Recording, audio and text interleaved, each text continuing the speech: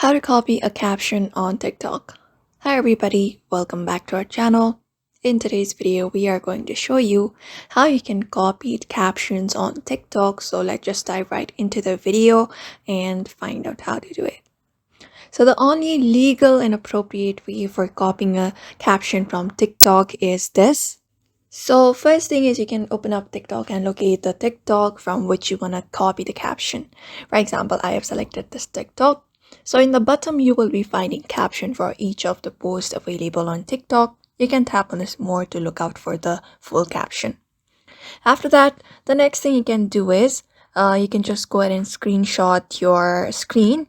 And once that is done, you can head over to the screenshot from your device. Just go ahead and open it up using your gallery. Although the features may vary from device to device, but if you're specifically on a Samsung phone, you can just go to the screenshot and tap on this eye icon at the top. And when you do that, it will give you this option which is known as text. In the bottom, you can look for this option. After that, you can just go ahead and select it like this, the part of the caption that you want to copy it, and it will be copied to clipboard. After that, all you need to do is head over to wherever you want to paste the caption to.